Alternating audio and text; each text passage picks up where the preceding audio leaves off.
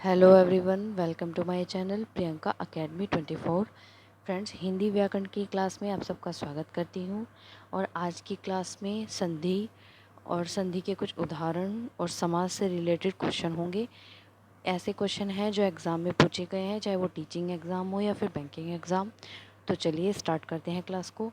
आज का पहला क्वेश्चन है, निम्नलिखित में से वेद अलंकार शब्द में संधि है। तो फ्रेंड्स, वेद अलंकार शब्द में दीर्घ संधि है। कौन सी है? दीर्घ संधि।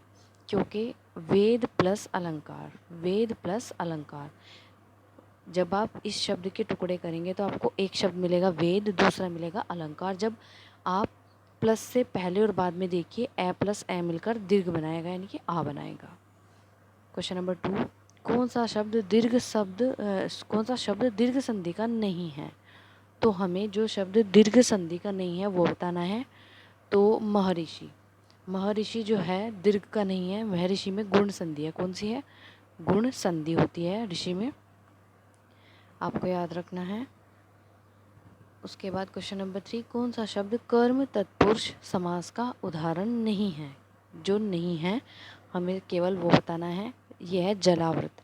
जलावृत, जलावृत क्या है? अब देखो, जेब कतरा, जेब को काटने वाला, कर्ता ने कर्म को, विदेश को जाने वाला, विदेश का मन विदेश को जाना, चीड़ी को मारने वाला। लेकिन जलावर्त है जल में आवर्त, तो इसका सही आंसर होगा डी पॉइंट।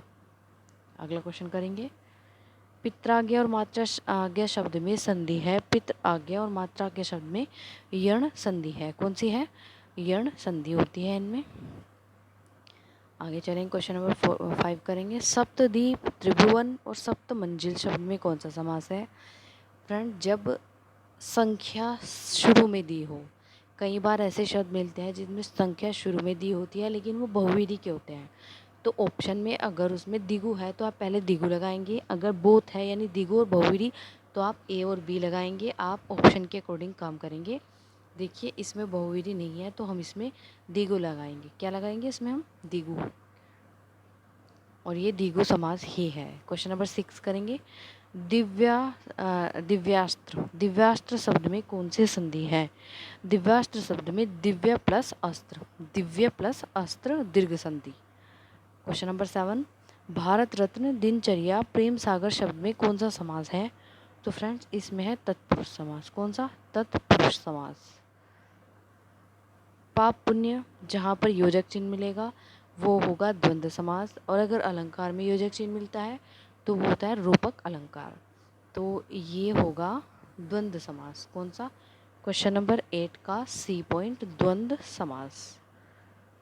द्वंद्व, क्योंकि पाप पुण्य, रामकृष्ण और माता पिता। अपादान उदाहरण नहीं है। अपादान में फ्रेंड्स क्या होता है? कोई चीज़ अलग होती है, तो जब अलग होने का भाव प्रकट होता है तो वो है डी पॉइंट, पद से हटा देना, यानी कि पद से हटा देना। क्वेश्चन नंबर 10, संप्रदान का जो उदाहरण चिन्ह है, कारक चिन्ह है, वो होता है के लिए, के लिए। तो इसमें होगा सेवा से नृत्य। हमें क्वेश्चन को ध्यान से पढ़ना है। इन्होंने पूछा है उदाहरण नहीं है, तो ये सेवा से नृत्य है। और जब हम इनके वो करेंगे, न्याय के लिए आइए, हवन के लिए सामग्री, बलि के लिए पशु, तो ये सब संप्रदान के क्या है? उदाहरण हैं। तो फ्रेंड्स, ये थी हिंदी व्याकरण की क्लास जिसमें हमने कुछ संधि और समास के क्वेश्चंस करे हैं। क्लास आपको कैसी लगी कमेंट करके बताएं। वीडियो को लाइक करें और चैनल को ज़रूर सब्सक्राइब करें। धन्यवाद।